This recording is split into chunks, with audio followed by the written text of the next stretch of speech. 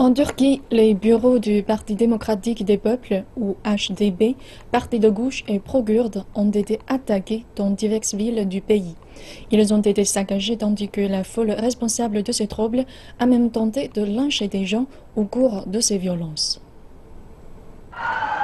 La Turquie a été victime de plusieurs attentats suicides en 2016. Récemment, celui du 10 décembre, lorsqu'une double explosion a retenti dans le centre d'Istanbul, tuant 45 personnes, et celui qui s'est produit une semaine plus tard à Kayseri, tuant 14 personnes. Le gouvernement a rapidement montré du doigt l'organisation séparatiste kurde PKK, le Parti des travailleurs du Kurdistan. Quelques heures seulement après le double attentat d'Istanbul, le Premier ministre turc a fait cette déclaration. Nous n'avons aucun doute que l'organisation terroriste séparatiste PKK est derrière cet attentat. Nous détendons plusieurs personnes et une enquête judiciaire est en cours. Le conflit de plusieurs décennies du PKK, le Parti des travailleurs du Kurdistan, avec la Turquie, a causé la mort de milliers de personnes, tant du côté kurde que du côté turc. Le président turc associe le PKK avec le parti politique de gauche pro-kurde HDP, et leur a à tous deux reproché de ne pas en avoir fait assez pour prévenir le terrorisme par ce groupe. L'attentat d'Istanbul n'a pas été revendiqué par le PKK, mais par un rejeton de ce parti, connu sous le nom de TAK, les faucons kurdes de la liberté. Le public turc, rendu furieux par le terrorisme, a pris le HDP pour cible. Des foules ont commencé à attaquer les bureaux du HDP dans des villes comme Ankara, Izmir, Istanbul, Hatay, Erzincan, pour n'en citer que quelques-unes. Des attroupements de gens appelaient à la vengeance alors qu'ils entraient dans les locaux, cassaient les fenêtres et jetaient les meubles par les fenêtres.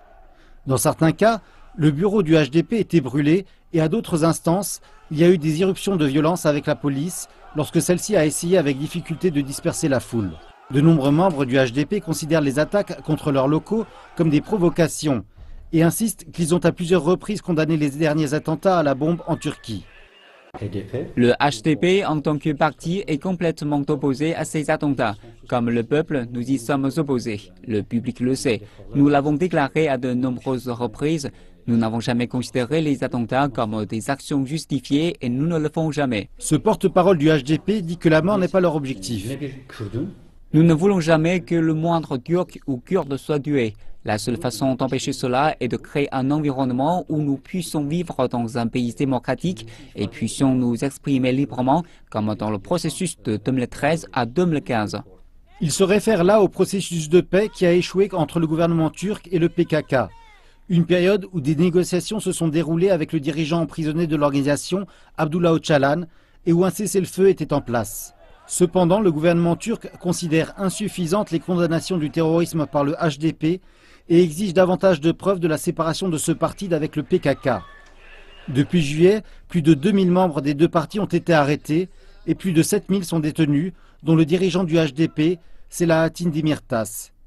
Suite aux attentats à la bombe en décembre, l'armée turque a aussi mené d'importantes opérations contre le PKK dans le sud-est de la Turquie, qui devraient s'intensifier en 2017.